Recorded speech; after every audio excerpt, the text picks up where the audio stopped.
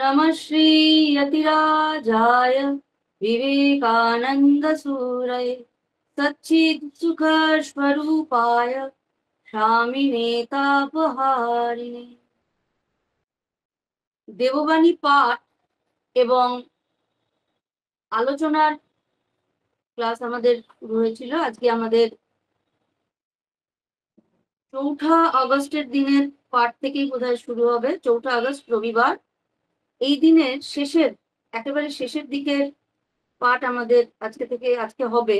এর আগের দিন 138 নম্বর পৃষ্ঠা 139 নম্বর পৃষ্ঠায় আমরা এসে থেমেছিলাম। আজকে সেটার শেষ একদম প্যারা থেকে আমাদের আজকে পাঠ শুরু হচ্ছে। 4 আগস্টের দিন স্বামীজি নির্বাণ, অদ্বৈত ভাব ইত্যাদি নিয়ে আলোচনা করছিলেন। তার সাথে বৌদ্ধ ধর্ম, মহাযান, হীনযান ইত্যাদি এই বিষয়গুলো নিয়ে তিনি আলোচনা করছিলেন। সেটারই ধারাবাহিকতা বজায় রেখে পরের প্যারা থেকে আমরা যেটা আছে সেটারই ধারাবাহিক বর্ণনা বলছেন। বর্তমান যুগে ভগবানকে অনন্ত শক্তি রূপিণী জননী রূপে উপাসনা করা কর্তব্য। এতে পবিত্রতার উদয় হয়, আর মাতৃপূজায় আমেরিকার মহাশক্তির বিকাশ হবে। এখানে অর্থাৎ আমেরিকায় কোনো মন্দির অর্থাৎ পৌরোহিত্য শক্তি কাউকে দাবিয়ে রাখছে না। অপেক্ষাকৃত গরিব দেশগুলোর মতো এখানে কেউ কষ্ট ভোগ করে না। নারী জাতি শত শত যুগ ধরে দুঃখ কষ্ট সহ্য করছে, তাই তাদের ভিতর অসীম ধৈর্য ও অধ্যবসায়ের বিকাশ হয়েছে। তারা একটা ভাব আঁকড়ে ধরে থাকে, সহজে ছাড়তে চায় না। এই জন্যই সকল দেশে তারা এমনকি কুসংস্কারপূর্ণ ধর্মসমূহের এবং পুরোহিতদের পৃষ্ঠপোষক স্বরূপ হয়ে থাকে। আর এইটি পরে তাদের স্বাধীনতার কারণ হবে। এইখানে স্বামীজি বলছেন যে বর্তমান যুগে অনন্ত শক্তি রূপিণী জননীর উপাসনা করা কর্তব্য। অর্থাৎ তিনি যখন পাশ্চাত্যে গিয়েছেন তখন তিনি সেখানে কোনো দেবীর আরাধনা কে দেখেননি, কোনো দেবীর আরাধনা সেখানে হয় না তিনি উপলব্ধি করেছিলেন। কিন্তু সেখানে নারী জাতির যে আলাদা একটি সম্মান রয়েছে এবং নারী প্রধান সেই দেশ, সেই সম্পর্কে স্বামীজি অবগত ছিলেন। আর যার ফলে তিনি বুঝেছিলেন যে যেভাবে তারা যে পদ্ধতিতে নারীর উপাসনা করে সেই পদ্ধতিটা ভুল হলেও যেহেতু সেখানে নারীকেই প্রাধান্য দেওয়া হয়, তাই এই জাতি এত অগ্রসর হয়েছে। তারপরে তিনি বলেছেন যে মাতৃপূজার প্রয়োজন রয়েছে আমেরিকায়। যেভাবে তারা পূজা করছে তার থেকে একটু ভিন্ন ভিন্ন পদ্ধতিতে গিয়ে যদি নারীর পূজা হয়, মহাশক্তির পূজা হয়, তবে আমেরিকা সহ পাশ্চাত্যের দেশগুলি আরো মহাশক্তিতে পূর্ণ হয়ে উঠবে। তারপর তিনি বলছেন এখানে কোনো মন্দির,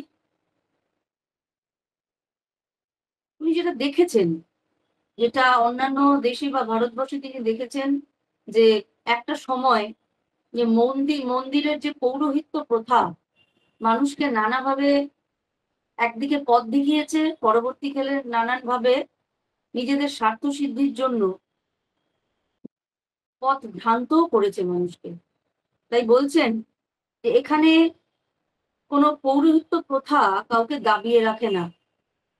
এই ক্ষেত্রে সেই জাত বিভাজন, জাতিপাতি, উচ্চবর্ণ নিম্নবর্ণ, হিন্দু মুসলমান ইত্যাদি কথা স্বামীজি উল্লেখ করতে চেয়েছিলেন। যে বলছে যে পৌরোহিত্য যেমন সেই শূদ্র ব্রাহ্মণ কায়স্থ ইত্যাদি ইত্যাদি করে যে বিভাজনগুলো করে এবং সমাজকে যেভাবে, সমাজের কিছু শ্রেণীর মানুষকে যেভাবে তারা দাবিয়ে রাখার চেষ্টা করে, সেইটা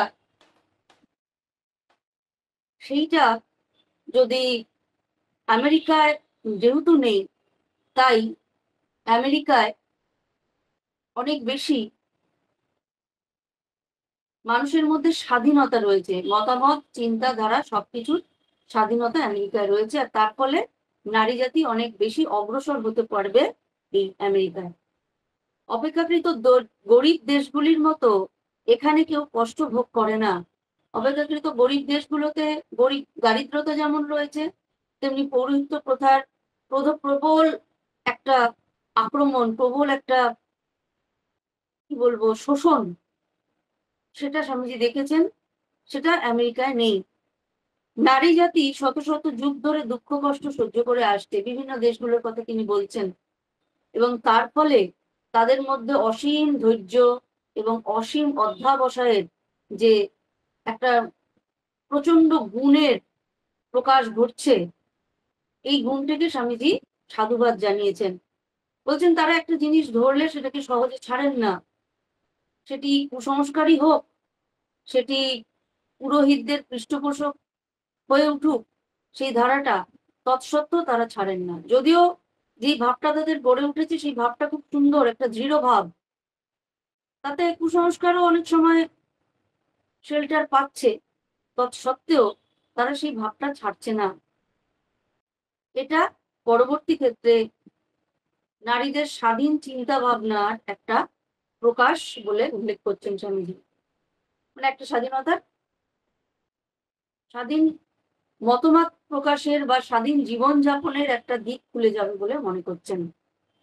বৈদান্তিক হয়ে এবার বলছেন আমাদের বৈদান্তিক হয়ে আমাদের বেদান্তের এই মহান ভাবকে জীবনে পরিণত করতে হবে। জনসাধারণকেও এই ভাব দিতে হবে। এটা কেবল স্বাধীন আমেরিকাতেই কাজে পরিণত করা যেতে পারে।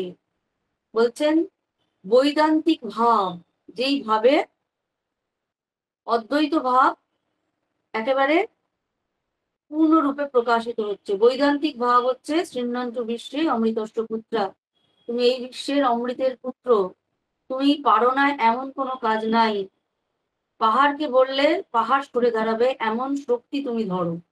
এই যে ভাবটা, এই ভাব, বেদান্তের যে এই ভাব, তা জীবনে পরিণত করতে পারে, এই সেই মুহূর্তের কথা বলছেন।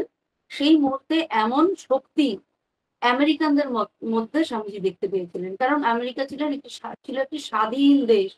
আর যেহেতু স্বাধীনতা মানুষকে মেরুদণ্ডটা সোজা করে দাঁড়াতে সাহায্য করে, সেই কারণে আমেরিকা যেহেতু স্বাধীন, তারা পারবে। ভারতবর্ষে সেই সময়টা সেটা সম্ভব ছিল না, কারণ বিগত প্রায় সেই 500 বছরের পরাধীনতা বলবো, তাতে বহু মানুষেরই মেরুদণ্ড ভেঙে গিয়েছিল, যার ফলে জাগতিক বা আধ্যাত্মিক কোনো উন্নতি বা স্বাধীন চিন্তার প্রকাশ সেই সময় ভারতবর্ষে হওয়া সম্ভব ছিল না।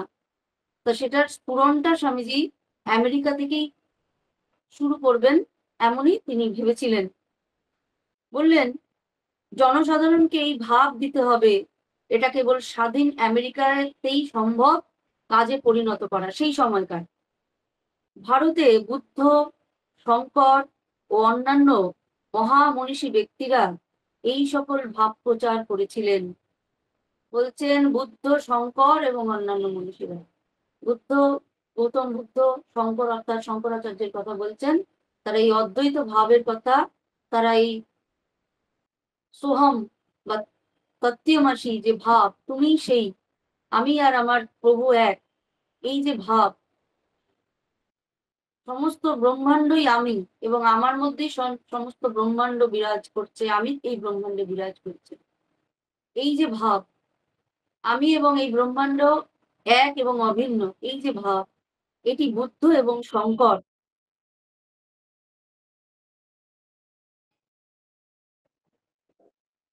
এই ভাব শঙ্কর এবং বুদ্ধ প্রচার করেছিলেন ভারতে। করেছিলেন বলছেন স্বামীজি, কিন্তু জনসাধারণ সেগুলি ধরে রাখতে পারেনি। বলছেন পরবর্তী ক্ষেত্রে জনসাধারণ এইগুলি ধরে রাখতে পারেনি। এই নূতন যুগে জনসাধারণ বেদান্তের আদর্শ অনুযায়ী জীবন যাপন করবে। বলছেন যে সময় বুদ্ধ শঙ্কর ছিল তারপরের যে যুগটা পাল্টেছে, ওই সেই 500 বছরের যে প্রবল পরাধীনতার একটা যন্ত্রণা, তার ফলে মানুষ নিজেকে ভুলে গেছে, নিজের স্বরূপকে ভুলে গিয়েছে। তারা এখন শুধুই দাস সুলভ মানসিকতা নিয়ে বেঁচে আছে ভারতবর্ষে। সেই কারণে তারা এই ভাবটা আর ধরে রাখতে পারেনি। এই নতুন যুগে জনসাধারণ বেদান্তের আদর্শ অনুযায়ী জীবন যাপন করবে, এবং স্বামীজি স্বপ্ন দেখছেন যে ভাব ভুলে গিয়েছে ভারতের মানুষজন, আবার ভারতবর্ষে সেই আদর্শ ফিরে আসবে, আর মেয়েদের দ্বারাই এটা কাজে পরিণত হবে। অদ্ভুত রকমের স্বামীজির কি সাংঘাতিক রকমের আশা তিনি করছেন, যে যে বেদান্তের মহাবাক্য, যে বেদান্তের ভাব ভারতবর্ষ ভুলে গিয়েছিল, সেই বেদান্তের ভাব, সেই বেদান্তের মহাবাক্য মানুষ আবার নিজের জীবনে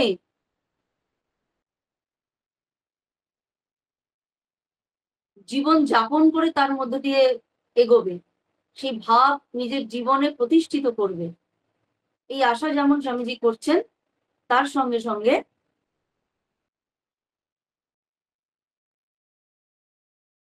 এর শুরুটা বলছেন মেয়েরা করবে। কারণ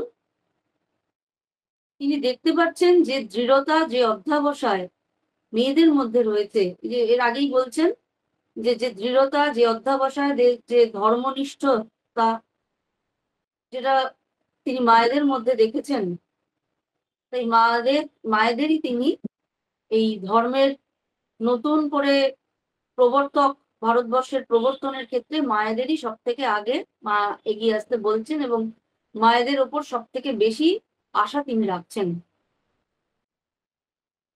এই কারণেই তিনি সিস্টারকে নিয়ে এসেছিলেন, আমেরিকা থেকে সিস্টারকে ভারতবর্ষে নিয়ে এসেছিলেন। বলছেন একজন সিংহীর দরকার, যে সিংহী সেখানে গিয়ে গর্জন করবে, সিংহী সেখানে গিয়ে বেদান্তকে ধরে এক নতুন জীবন ধারা, নতুন জীবন যাপন করে দেখাবে, এবং ভারতবর্ষের মেয়েরা তাদের সেই ভুলে যাওয়া স্বরূপকে আবার স্মরণ করতে শিখবে। স্বামীজি এরপর একটি গানের উল্লেখ করছেন, রামপ্রসাদী গান, যতনে হৃদয়ে রেখো আদরিণী শ্যামা মাকে, মন তুমি দেখো আর আমি দেখি, আর যেন কেউ নাহি দেখে, কামা দিরে দিয়ে ফাঁকি, আয় মন বিরলে দেখি, রসনারে সঙ্গে রাখি, সে যেন মা বলে ডাকে, কুবুদ্ধি কুমন্ত্রী যত, নিকট হতে দিও নাকো, জ্ঞান নয়নে প্রহরী রেখো, সে যেন সাবধানে থাকে, যতনে হৃদয়ে রেখো আদরিণী শ্যামা মাকে। যতনে হৃদয়ে রেখো আদরিণী শ্যামা মা, অর্থাৎ ভগবানকে মাতৃরূপে বন্দনা করার যে কনসেপ্ট, নতুন ধারা, নতুন এক চিন্তা, সেটি তিনি পাশ্চাত্যের মাটিতে দাঁড়িয়ে এই প্রথমবার ঘোষণা করলেন, যে ব্রহ্মকে, ঈশ্বরকে মাতৃরূপে বন্দনা করো, তবেই জগতের তথা জাতির উদ্ধার হবে। তাই বলছেন যতনে হৃদয়ে রেখো আদরিণী শ্যামা মাকে। শ্যামা মা, তিনি মা। কাদের কাছে শ্যামা মায়ের কথা বলছেন? যাদের গায়ের রং সব ফর্সা, গায়ের রং সব দুধের মতো, সেখানে শ্যামা মায়ের কথা বলছেন স্বামীজি। একদম অদ্ভুত রকমের একটা চিন্তা ভাবনা। তারা শ্যামা বলতে তারা কৃষ্ণাঙ্গীদের ঘৃণা করতো বলা যেতে পারে, যারা কালো চামড়াদের ঘৃণা করতো বা কালো চামড়াদের সেভাবে গুরুত্ব দিত না, সেখানে তিনি শ্যামা মাকে প্রতিষ্ঠা করছেন, যে মা রূপে ডাকো কাকে? শ্যামা মা। যার গায়ের রং কালো, এই কালোর অর্থ হচ্ছে তিনি অনন্ত, তিনি অসীম, তিনি জগৎ ব্যাপিনী, তাই তিনি কালো। সেই শ্যামা মায়ের কথা তিনি বলছেন কাদের কাছে? এই পাশ্চাত্যের মানুষগুলোর কাছে। অদ্ভুত, তারা প্রথম যে ভগবানকেও মা বলে ডাকা যায়।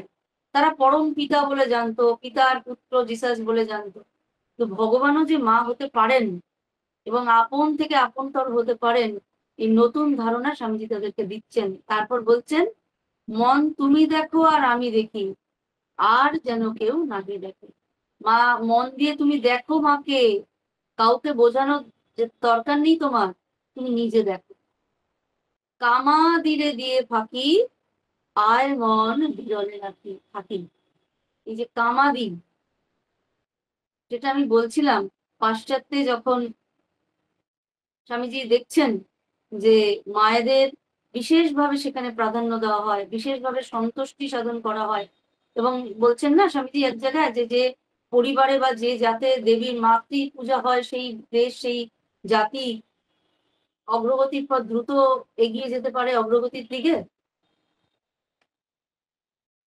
সেই কারণে তিনি এখানে, কিন্তু সেখানে তিনি দেখেছিলেন সেখানে মাতৃজাতির বা নারী জাতির সম্মান দেওয়া হয়, তাদের পূজা করা হয়, কিন্তু কামের দ্বারা। তিনি কনসেপ্টটাকে সম্পূর্ণ ঘুরিয়ে দিলেন, ঘুরিয়ে দিয়ে বললেন মাতৃরূপে পূজা করো, তবে তুমি প্রকৃত তোমার উদ্দিষ্ট লক্ষ্যে পৌঁছতে পারবে। তাই মনকে দেখাও আর তুমি দেখো, অন্য কাউকে বোঝাতে যাওয়া তোমার প্রয়োজন নাই। কামকে ফাঁকি দাও এবং বিরলে যাও, নিশ্চিন্তে নীরবে মনের অন্তঃকরণের আরো গভীরের থেকে গভীরতর, যেখানে একা তুমি ছাড়া আর কেউ নেই আর তোমার আরাধ্যা রয়েছেন, সেইখানে যাও, সেইখানে গিয়ে দেখো। রসনারে সঙ্গে রাখো, সে যেন মা বলে ডাকেন। মা শব্দটিকে বিশেষভাবে স্বামীজি গুরুত্ব দিয়েছেন। বলছেন রসনা কথার অর্থ হচ্ছে জীব। এই জীবকে তুমি, নিজের জীবটাকে কন্ট্রোলে রাখো এবং এই নারী জাতিকে মা বলে ডেকে সম্বোধন করার অভ্যাস তৈরি করো। মা বলে যে শ্রদ্ধা, মা ডাকে যে শ্রদ্ধা রয়েছে, মাদার ডাকে যে শ্রদ্ধা রয়েছে, সেটা প্রেয়সী, ডিয়ার, ডার্লিং এর সেই শ্রদ্ধা তুমি প্রকাশ করতে পারবে না নারী যদি যদি পূজা করতে হয় মাতৃরূপে পূজা করো। তাই বলছেন মা বলে ডাকো, রসনাকে তুমি ট্রেনিং দাও, তোমার জীবটাকে তুমি ট্রেনিং দাও, নারীদের মা বলে ডাকতে শেখো। তিনি ব্রহ্মময়ী, তিনিই একমাত্র পারেন সেই সমস্ত রকম দ্বার খুলে দিয়ে তোমাকে মুক্তির পথে নিয়ে যেতে। কুবুদ্ধি কুমন্ত্রী যত নিকট হতে দিও না। কুবুদ্ধি কুমন্ত্রী আমরা পাই, আমরা অনেক পাই, মানুষ মাত্রই পাই। মা বলে ডাকতে হবে, নারী জাতি মাত্রই মা, এইসব ভাবনাগুলো খুব, মানে খুব নিম্নমানের ধারণা। শুধু মাকে মা বলে, মাতৃরূপে তাকে দেখবো, মা বলে তাকে শ্রদ্ধা করবো, ভোগ্যপণ্য নয়, মা রূপে দেখো। এই ভোগ্যপণ্য হিসেবে দেখেছো অনেকদিন তোমরা তাকে, তোমরা নিজের স্ত্রী রূপে দেখেছো, নিজের বান্ধবী রূপে দেখেছো, এখন মা রূপে দেখতে শেখো। যারা কুবুদ্ধি মন্ত্র দিচ্ছে তাকে তুমি দূরে থাকো, তাদেরকে দূরে রাখো। তারপর কি বলছেন, জ্ঞান নয়নে প্রহরী রাখো। জ্ঞান নয়ন, সে যেন সাবধানে থাকে, যে কোনো সময় অজ্ঞানতা অবিদ্যা ঢুকে পড়বে, তখনই বলবি মুশকিল। এই জ্ঞান নয়নকে পাহারা দিয়ে রাখো, সে যেন সদা সর্বদা জাগরিত হয়ে তোমাকে পাহারা দেয় এবং ঈশ্বর সাধনায়, মাতৃ সাধনায় তোমার যেন বিক্ষেপ না হয়। যত, এরপর বলছেন, যত কিছু প্রাণী জীবন ধারণ করছে তুমি সে সকলের উপরে বা পারে, তুমি আমার জীবনের সুধাকর স্বরূপ, আমার আত্মার আত্মা। এই যে বলছেন যে যত কিছু প্রাণী জীবন ধারণ করছে তুমি মনে করো তুমি সকলের ওপরে, পশু পাখি সবকিছু থেকে উপরে শ্রেষ্ঠ মানুষ, সর্বশ্রেষ্ঠ মানুষ, কারণ তার ভেতরে যে আত্মা আছে সে কথা মানুষ ছাড়া অন্য কোনো প্রাণী জানতে পারে না। যতই যে পোষ্য থাকুক, যাই থাকুক, আমরা জানি তার ভেতরে আত্মা আছেন। সে কিন্তু মনুষ্য জন্ম ছাড়া, এমনকি দেবতারাও মনুষ্য জন্ম ছাড়া আত্ম উপলব্ধি করতে পারে না, তাই তাদের মনুষ্য জন্ম নিয়ে আবার আসতে হয়। তাই বলছেন, তুমি সর্বশ্রেষ্ঠ জন্ম হচ্ছে মানুষ জন্ম। তুমি সকলের ওপরে এই কথা ভাবো। তুমি, এরপর বলছেন যে তুমি আমার জীবনের সুধাকর স্বরূপ। ঈশ্বরকে বলো যে তুমি আমার জীবনের সুধাকর স্বরূপ, আমার আত্মার আত্মীয়, তুমি আমার আত্মার আত্মা, তুমি আমার প্রাণের প্রাণ, তুমি আমার হৃদয়ের হৃদয়, তুমি আমার সর্বস্ব। এইটা তুমি উপলব্ধি করো। ওই দিনই অপরাহ্নের কথা, এরপর স্বামীজি অপরাহ্ন মানে ওই দিনই অপরাহ্নে স্বামীজি কি বলছেন, এরপর সেটা আমরা আলোচনা করছি। দেহ যেমন মনের হাতে একটা যন্ত্র বিশেষ, মনও তেমনি আত্মার হাতে একটা যন্ত্র বিশেষ। জড় হচ্ছে বাইরের গতি, মন হচ্ছে ভিতরের গতি। কালেই সমুদয় পরিবর্তন বা পরিণামের আরম্ভ ও সমাপ্তি। আত্মা যদি অপরিণামী হন, তিনি নিশ্চিন্ত পূর্ণ স্বরূপ। আর যদি পূর্ণ স্বরূপ হন, তবে তিনি অনন্ত স্বরূপ হলে অবশ্যই তিনি অদ্বিতীয়।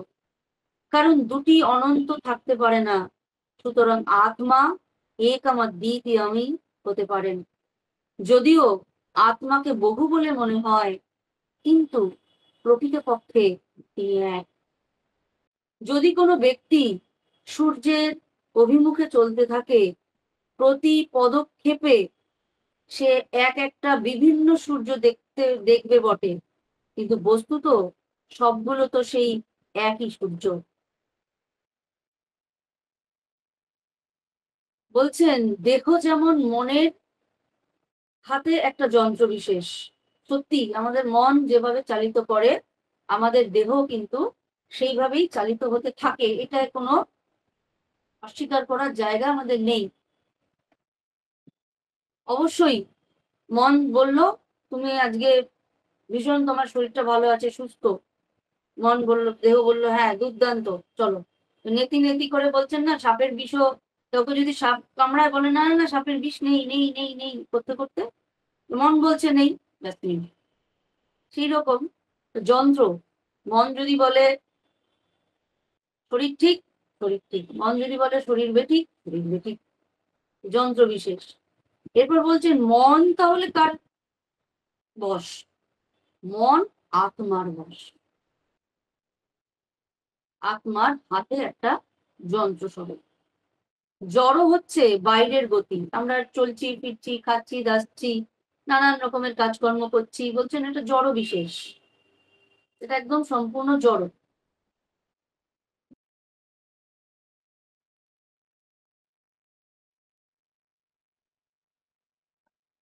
জড় হচ্ছে বাইরের গতি, মন হচ্ছে ভিতরের গতি। মনটাকে যদি ভেতরের গতিটা না থাকে, বাইরের গতি কিন্তু কাজ করবে না, বাইরের গতিটা কাজ করবে না। কালেই সমুদয় পরিবর্তন বা পরিণামের আরম্ভ ও সমাপ্তি। আরেকটা এদিকে বলছেন, হ্যাঁ, কালেই সমুদয় পরিবর্তন ও পরিণামের আরম্ভ ও সমাপ্তি। আত্মা যদি অপরিণামী হন, তিনি নিশ্চিন্ত পূর্ণ স্বরূপ। বলছেন, যদি কালেই সমুদয় পরিবর্তন বা পরিণামের আরম্ভ ও সমাপ্তি, বলছেন কালের নিয়মে যা পরিবর্তিত হচ্ছে, কালের নিয়মে যা চক্র চলছে, সেটি জড় বস্তুর উপর ক্রিয়া করে, আত্মার উপর তার কোনো ক্রিয়া নেই। আত্মা যদি অপরিণামী হন, তিনি নিশ্চিন্ত রূপে পূর্ণ স্বরূপ, অর্থাৎ যিনি পূর্ণ, আত্মাই একমাত্র পূর্ণ, তাই তার কোনো পরিবর্তন হয় না। আর যদি পূর্ণ স্বরূপ হন, তবে তিনি অনন্ত স্বরূপ, তিনি পূর্ণ, তাই তিনি অনন্ত। অনন্ত মানে যার কোনো সীমা নাই, পরিসীমা নাই, যাকে কোনোভাবে বদ্ধ করা যায় না, কোনো সীমানায় সীমায়িত করা যায় না। বলছেন এই অনন্ত স্বরূপ হলে অবশ্যই তিনি অদ্বিতীয়, তার কোনো দ্বিতীয় কেউ নেই, কারণ তিনি তো অসীম, অনন্ত। অনন্তের আবার দ্বিতীয় কি হয়? অনন্তের কোনো দ্বিতীয় হয় না, কারণ দুটি অনন্ত থাকতে পারে না, অনন্ত একটি থাকতে পারে। কিন্তু প্রকৃতপক্ষে তিনি এক। বলছেন অখণ্ড মণ্ডলাকারম ব্যক্তম येन চরাচরম। অখণ্ড তিনি মণ্ডলাকার, কিন্তু ব্যক্ত হয়ে আছে জগৎ চরাচরে। জগৎ চরাচরে তিনি ব্যক্ত হয়ে আছেন। তাহলে জগৎটাও তিনি, ব্রহ্মও তিনি, আত্মাও তিনি, সবটাই তিনি। এই অখণ্ড মণ্ডলাকার তিনি, আবার তিনি বায়ুর মতো, আবার তিনি জলের মতো। তিনি এখানেও আছেন, তিনি ওখানেও আছেন, কারণ জগৎটাই তার মধ্যে রয়েছে। তাই তার অস্তিত্ব এক জায়গায় থাকলে অন্য জায়গায় হবে না, এমন কোনো কথা নেই, সম্ভবই নয়। তিনি সর্বত্র। যদি কোনো ব্যক্তি সূর্যের অভিমুখে চলতে থাকে, সূর্যের দিকে চলছে, প্রতি পদক্ষেপে সে একটা বিভিন্ন সূর্য দেখতে পাবে বটে, মানে প্রচুর নক্ষত্র, এবং সেগুলো সূর্যের মতো জ্বলজ্বল করছে। গ্রহগুলো সূর্যের আলোতে আলোকিত হয়ে জ্বলজ্বল করছে, কিন্তু বস্তুত সবগুলো তো সেই একই সূর্য। এই যে যে জ্বলজ্বল করছে, নক্ষত্রগুলো দেখছে, যে গ্রহগুলো দেখছে, সেগুলোকে সবগুলোকেই সূর্য মনে হচ্ছে। সূর্যের যত কাছাকাছি যাচ্ছে, সূর্যের আলোতে সেই যে নক্ষত্রগুলো জ্বলজ্বল করছে, গ্রহগুলোর উপর সূর্যের আলো পড়ে সেগুলো জ্বলজ্বল করছে, পক্ষে সেগুলোই সূর্য। কেন?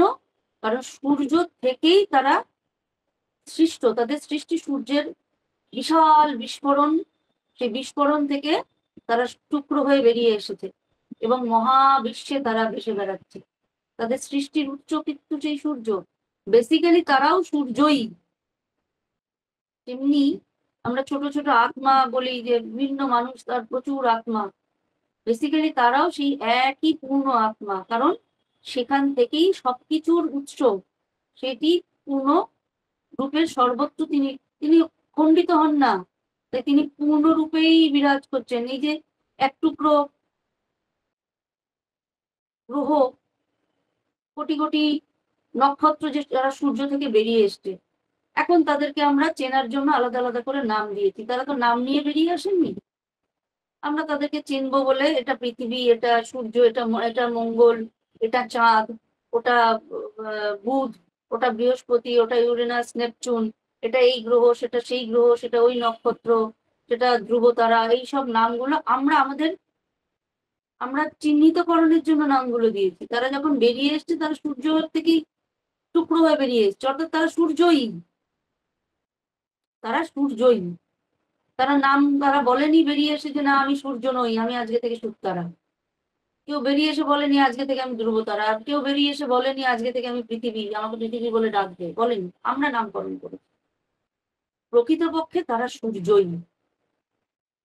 সেইটাই স্বামীজি বলছেন, একই রকম ভাবে সর্বত্র তুমি কোটি কোটি মুখ দেখতে পারো, কোটি কোটি মানুষ দেখতে পারো, গাছপালা, পশু পাখি, সর্বত্র সবকিছু দেখতে পারো, সব ভিন্ন, একে অপরের থেকে সম্পূর্ণরূপে পৃথক। মানুষই কিন্তু পৃথক, একটা গাছ আরেকটা গাছের থেকে পৃথক, দেখতেই পারো, কিন্তু প্রকৃতপক্ষে তারা পূর্ণ ব্রহ্ম।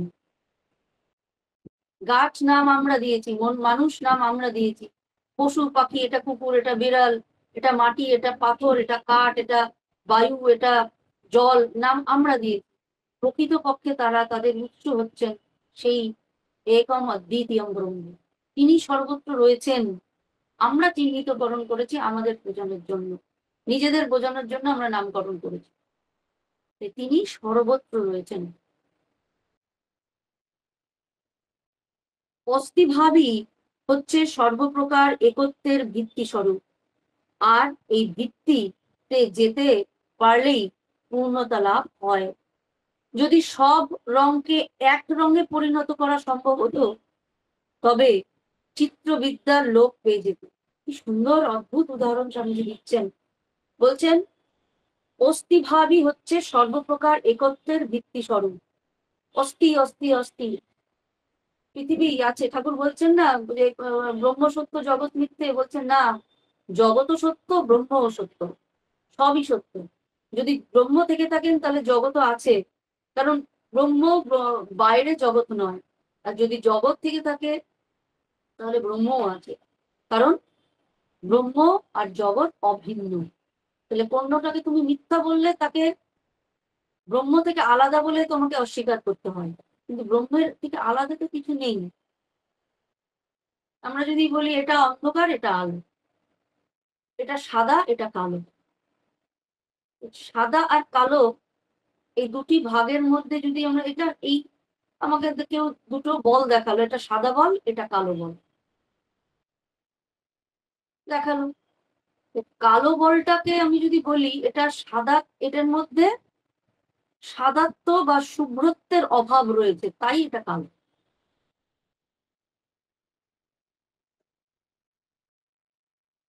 যদি বলা হয় যে প্রত্যেকটা প্রাণী তাহলে পৃথক পৃথক, তাদের আত্মাগুলো পৃথক পৃথক নয়, তো না, পৃথক পৃথক নয়। কেউ হিন্দু কেউ মুসলমান, কেউ রোগা কেউ মোটা, কেউ শিক্ষিত কেউ অশিক্ষিত, কেউ হিন্দু কেউ মুসলমান। তাহলে হিন্দু যদি, কিন্তু ব্রহ্ম তো না হিন্দু না ব্রহ্ম মুসলমান, ব্রহ্ম তো না সাদা না কালো। সাদা সে ব্রহ্ম আর কালো যে সে ব্রহ্ম নয়, যদি ব্রহ্ম নয় বলে তাকে পৃথক করা হয় তবে তার অস্তিত্বকে আমরা স্বীকার করছি এবং ব্রহ্ম থেকে তাকে আলাদা বলছি। আমরা যদি সমুদ্র থেকে 2 বালতি জল তুলি, একটা জল দেখলাম পরিষ্কার একদম স্বচ্ছ, আরেকটা জলের মধ্যে বালি ভর্তি। আমি বললাম বাহ, এই জলটা সমুদ্রের জল, এই বালি ভর্তি জলটা সমুদ্রের জল নয়, কারণ এতে বালি প্রচন্ড রয়েছে, স্বচ্ছ জল পরিষ্কার জল সমুদ্রের ওপর থেকে আমি পেয়েছি। একে যদি আমি অস্বীকার করি সমুদ্রের জল বলে, তাহলে এর অস্তিত্বটাকে আমি স্বীকার করছি কিন্তু সমুদ্র থেকে পৃথক ভাবছি। ঠিক সেই রকমই ব্রহ্মকে ব্রহ্ম থেকে পৃথক করে যদি আমরা, বলছেন না যে কোনো বস্তুকে আমি যদি পৃথক ভাবি, তাকে ব্রহ্ম থেকে পৃথক ভাবি, তাকে ব্রহ্ম থেকে পৃথক ভাবলে তার অস্তিত্ব কল্পনা, তাকে অস্তিত্ব মেনে নিতে হবে এবং ভাবতে হবে ব্রহ্ম থেকে পৃথক। কিন্তু ব্রহ্ম থেকে পৃথক বলে ব্রহ্মাণ্ডে কিছু নাই, সবই ব্রহ্ম। তাই অস্তিভাব সর্বত্রই তিনি আছেন, তিনি এক অভিন্ন, তাকে খণ্ডিত করা যায় না। আমরা বিভিন্ন রূপে তাকে দেখছি মাত্র, তিনি বিভিন্ন রূপে বিভিন্ন আকারে আমাদের কাছে প্রকাশিত মাত্র, আমাদের এই চর্মচক্ষুতে আমরা বিভিন্ন রূপে প্রকাশিত মাত্র। তারপর বলছেন সব রংকে যদি মিলিয়ে দেওয়া যায় তাহলে চিত্রকলা বলে আর কিছু থাকবে না। এই যে সুন্দর রং বেরং আঁকা হচ্ছে, এটা লাল রং, একটা গাছ আঁকা হলো, একটা ফুল আঁকা হলো, সবুজ পাতা, তাতে ফুল সুন্দর সুন্দর লাল রঙের ফুল ফুটে আছে, হলুদ রঙের ফুল ফুটে আছে, তার বড়িটা বেশ সুন্দর একটা ব্রাউন ব্রাউন রং, তাতে সুন্দর একটা নীল রঙের পাখি এসে বসেছে। এই যে ছবি যদি একটা আমরা আঁকি, সেই ছবিগুলোর মধ্যে যদি পৃথক পৃথক রং দিই, সব রংগুলো যদি মিশিয়ে ফেলি, সেই রংগুলো মিশিয়ে ফেললে কি হবে, চিত্রবিদ্যাটা লোপ পেয়ে যাবে, সৌন্দর্যটা চিত্রবিদ্যা বলে কিছু থাকবে না। সম্পূর্ণ একত্ব হচ্ছে বিশ্রাম বা লয়। তাই বলছেন এই সম্পূর্ণ ব্রহ্মটা যদি একই রকম সব দেখতে হতো তাহলে এই জগৎটা আমাদের কাছে কি দাঁড়াতো সেটা আমাদের পক্ষে বলা খুব অসম্ভব। আমরা জগতে কিভাবে থাকতাম সেটাও, যদি শুধুই ভালো থাকতো তাহলেও জগতে আমরা কি করে কি হওয়ার চেষ্টা, ভালো যদি হয়েই থাকতাম তাহলে আর কি করে ভালো হওয়ার চেষ্টা করতাম। খারাপ আছে বলে ভালো হওয়ার চেষ্টা করি আমি, অসাধুতা আছে বলে সাধুত্ব আনার চেষ্টা করি। তাই বলছেন এই বৈচিত্র্য রেখে দিয়েছেন, কিন্তু বৈচিত্র্যের মধ্যে তিনিই আছেন এক এবং অভিন্ন রূপে। সম্পূর্ণ একত্ব হচ্ছে বিশ্রাম বা লয়। যখন তুমি সব কিছুকে অতিক্রম করে সেই একত্বে পৌঁছতে পারবে, সেখানেই তুমি বিশ্রাম পাবে। এরপর বলছেন আমরা বলে থাকি সকল প্রকাশই এক ঈশ্বর থেকে হয়েছে। তাওবাদী, অর্থাৎ এখানে তাওবাদী বলতে স্বামীজি বলছেন কনফুসিয়াসের যে মত, তাদেরকে তাওবাদী বা কনফুসিয়াস মতাবলম্বী যারা বৌদ্ধ, হিন্দু, ইহুদি, মুসলমান, খ্রিস্টান, জরাথুস্ট, এইদের যে শিষ্যগণ, এদের কথা স্বামীজি বলছেন সকলেই প্রায় এক প্রকার ভাষায় এই মহৎ নীতি প্রচার করেছেন যে ঈশ্বর এক এবং অভিন্ন। তুমি অপরের কাছ থেকে যেরূপ ব্যবহার চাও, অপরের প্রতি ঠিক সেই রূপ ব্যবহার করো, কিন্তু হিন্দুরাই কেবল এর ব্যাখ্যা দিয়েছেন মাত্র। কারণ তারা এর যুক্তি দেখতে পেয়েছিলেন মানুষ অপর সকলকেই অবশ্য অবশ্য ভালোবাসবে, কারণ সেই অপর সকলে যে সে নিজে, সেই এক বস্তুই রয়েছে কিনা। সেই একত্বে ফিরে যাচ্ছেন স্বামীজি, বলছেন এই যে একত্বের কথা কারা বলেছেন, জরাথুস্ট্রি যারা তারা বলেছেন, কনফুসিয়াসের মতে যারা বিশ্বাসী তারা বলেছেন, বৌদ্ধ, হিন্দু, বাঙালি, ইহুদি, মুসলমান, খ্রিস্টান প্রত্যেকেই এগুলো বলেছেন। কিন্তু একে প্রকৃত জীবন দিয়ে উপলব্ধি একমাত্র হিন্দুরা করতে পেরেছেন। তারা একমাত্র একত্রে পৌঁছতে পেরেছেন এবং তারা এর যুক্তি দেখাতে পেরেছিলেন। কি যুক্তি দেখাতে পেরেছেন? যে মানুষ অপর সকলকেই ভালোবাসা উচিত বা ভালোবাসবে, কারণ সে অপর কাউকে ভালোবাসছে না, শুধু নিজেকেই ভালোবাসছে। সেই এক অদ্ভুত বস্তুতেই, এক এবং অভিন্ন বস্তুতেই তার ভালোবাসা স্থিত হয়ে থাকছে। আজকে এই পর্যন্ত 141 পৃষ্ঠার প্রথম প্যারা পর্যন্ত আজকে আমাদের পড়া হলো। তোমাদের কারো যদি কিছু প্রশ্ন থাকে বলতে পারো, কারণ এটা এর বেশি অনেক বসার বিষয় আছে, অনেকগুলো আলোচনার বিষয় আছে, অনেক কিছু এখানে নতুন নতুন বিষয় আমরা জানতে পারবো। সেগুলোকে একবারে বলে দিলে তার উপলব্ধি একটু আমাদের স্মরণ মনন উপলব্ধির প্রয়োজন রয়েছে। আজকে এই পর্যন্ত। তোমার প্রশ্ন যদি তোমাদের থাকে কিছু কর। মানতে যখন থেকে শুরু করব তখন থেকে আমাদের ধীরে ধীরে এগোনো সম্ভব। জাগতিক দৃষ্টিতে আমরা ভালো মন্দ, শত্রু মিত্র, এটা ঠিক এটা ভুল, ন্যায় অন্যায়, অনেক কিছু নিয়ে তো আমরা চলি, দেখতে হয় আমাদেরকে। যদিও জাগতিক যারা এই মানে এই জাগতিক বিষয় থেকে নিজেদেরকে অনেকটা উচ্চ স্থানে নিয়ে গেছে, তাদের ক্ষেত্রে তারা বার্ডস আই থেকে দেখে যে সবটাই মহামায়ার খেলা চলেছেন, তিনি তার জগতে খেলছেন, হাততালি দিয়ে আনন্দ করছেন, আবার খেলছেন, ভাঙছেন, গড়ছেন, ভালো করছেন, মন্দ করছেন। কিন্তু আমরা তো অত্যন্ত সাধারণ পর্যায়ের মানুষজন, তাই আমাদের ওই এটা মানে আমরা জানি, কিন্তু মেনে নিতে খুব অসুবিধা হয় বা মানার আমরা চেষ্টাটা করি না বোধহয়, মানে চেষ্টা করার মতো চেষ্টা করি না। বলি মুখে যে সর্বঘটে তিনি রয়েছেন, সর্বঘটে তিনি সেই বলছে না যে জো দশরথ কা বেটা ওই ঘট ঘট মে লেটা। তা ওই বলছেন যে রামচন্দ্র যিনি দশরথের ছেলে, তিনি ঘটে ঘটে বিরাজ করছেন, আমরা জানি, এগুলো সব কথা আমরা জানি।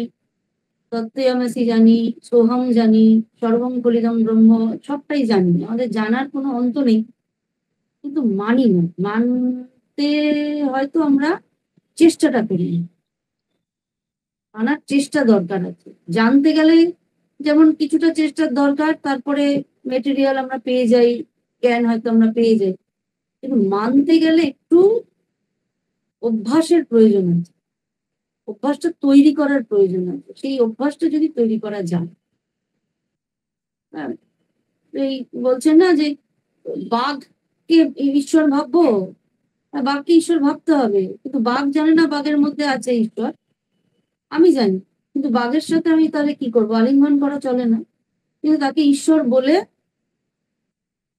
শ্রদ্ধা জানিয়ে তার থেকে দূরে থাকতে হবে।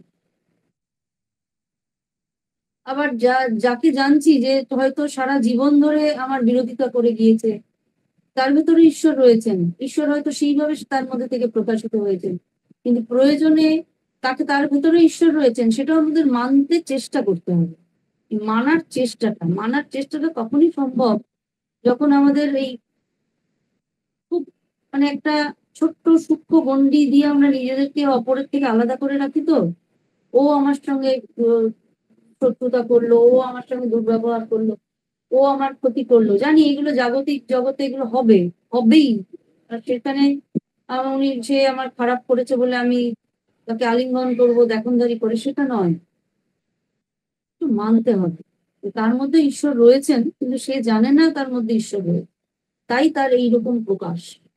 আমি তার প্রতি যেন বিরূপ মনোভাব প্রকাশ না করি। বিরূপ মনোভাব প্রকাশ করার প্রয়োজন নেই, তার থেকে ডিস্টেন্স বজায় রাখি, যাতে বিরূপ মনোভাব তৈরি না হয়।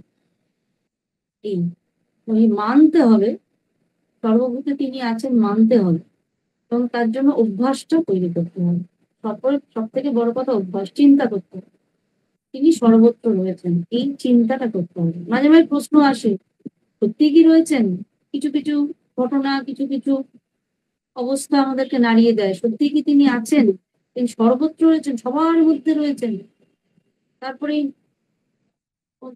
বলছেন তো, স্বামীজি বলছেন, আমাদের ধর্মগ্রন্থ বলছেন, শঙ্করাচার্য বলছেন তিনি আছেন, সর্বত্র তিনি আছেন। এই মানা শুরু করা প্রয়োজন, মানতে শুরু করতে হবে। জানি আমরা অনেক কিছু, মানতে হবে। চন্দনটা রয়েছে প্রত্যেকের কাছে, কিন্তু বর্ষণটা প্রয়োজন, আমাদের ঘষতে হবে, তবে সুগন্ধ চরণে, তাছাড়া হবে না। হ্যাঁ মা, মানে আমরা উত্তরণের সেই পর্যায়ে যতক্ষণ না পৌঁছাতে পারছি ততক্ষণও কিন্তু এই অনুভূতি হবে না। মানতে হবে যে রয়েছে সর্বত্র। মানে তুমি নেগেটিভ কিছু দেখছো, পজিটিভ কিছু দেখছো, খারাপ দেখছো, কালো দেখছো, সাদা দেখছো, মানতে হবে তিনি রয়েছেন। মানতে হবে তিনি রয়েছেন, এই মানাটা শুরু করেন, অভ্যাসটা তৈরি করা, না হলে এটা সহজে আসা সম্ভব নয়, সহজে সম্ভব নেই। সে জীবনকে উচ্চ সুরে বাঁধতে হবে, তবে গিয়ে এই হ্যাঁ, অনুভূতিগুলো আসবে। অলরেডি স্বামীজি এক জায়গায় বলছেন, দয়ানজি সাহেবকে চিঠিতে লিখেছে যে সমুদ্রে যত হিল্লোড় কল্লোড় সব উপরে। এই যে আমরা এর প্রতি রাগ দ্বেষ, এই যে হিংসা, মানুষের একে অপরের প্রতি ঘৃণা, এই সবগুলো কিন্তু ওই সমুদ্রে হিল্লোল কল্লোলের মতো। কিন্তু যত সমুদ্রের আমরা ভিতরে যাব, তত স্থির, তত স্বচ্ছ, তত মানে সবকিছু নিট অ্যান্ড ক্লিন। তো তখনই আমরা অ্যাকচুয়ালি এই সর্বভূত ব্রহ্মকে গভীর মাঝ সমুদ্রে যাও, দেখবে জলটা একদম শান্ত হয়ে রয়েছে। হ্যাঁ হ্যাঁ, সেই কথাই বলেছে স্যামজি। শান্ত হয়ে রয়েছে, ওইটাই হচ্ছে গভীরতা। ওই গভীরতাটাই পৌঁছানোর চেষ্টাটা করা প্রয়োজন। হ্যাঁ মা, ঠিক আছে, সকালে ভালো থেকো। হ্যাঁ, খুব ভালো লাগলো। খুব ভালো লাগলো মাতাজি, খুব আপনিও ভালো ভালো লাগলো থাকবেন। মা, ভালো থাকবেন আপনি। চল।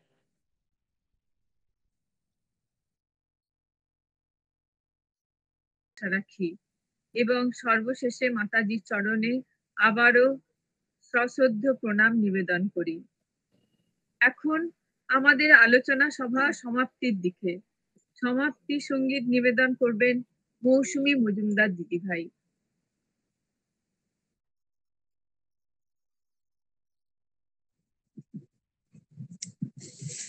ঠাকুরমা স্বামীজির শ্রীচরণে অবনীলঙ্কিত প্রণাম। মাতাজিকে আমার সশ্রদ্ধ ভক্তিপূর্ণ প্রণাম জানাই। আমি স্বামীজির একটি প্রিয় গান পরিবেশন করছি। তোমারে করিয়াছি জীবনের ধ্রুবতারা, এ সমুদ্রে আরো কবু ভাবনা পথহারা, তোমারে করিয়াছি জীবনের ধ্রুবতারা,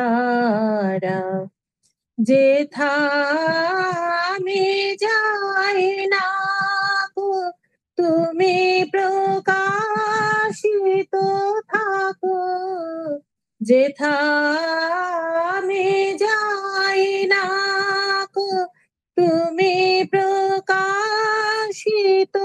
থাকো, আকুল নয়ন জলে ঢালু গো কিরণ ধারা, তোমারে করিয়াছি জীবনের ধ্রুব তারা।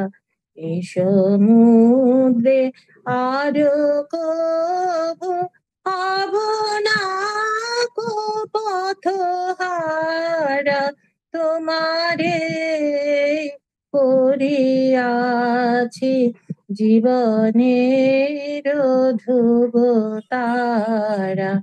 তব মুখ সদা মনে জাগিতেছে সঙ্গপনে, দিলে অন্তর হলে নাহি কুল কিনারা, তব মুখ সদা মনে জাগিতেছে সঙ্গপনে, দিলে অন্তর হলে নাহি কুল কিনারা। কখনো বিপথে যদি ভ্রমিতে চাহে দিয়ে, কখনো বিপথে যদি ভ্রমিতে চাহে দিয়ে, অমনীয় মুখ হেরি চরণে সে হয় সারা, তোমারে করিয়াছি জীবনের ধ্রুব তারা। এ সমুদ্রে আরো কবু আবনা কো পথহারা, তোমারে করিয়াছি জীবনের ধ্রুব তারা। জয় ঠাকুর, জয় মা, জয় স্বামীজি। মাতাজি আমার প্রণাম নেবেন।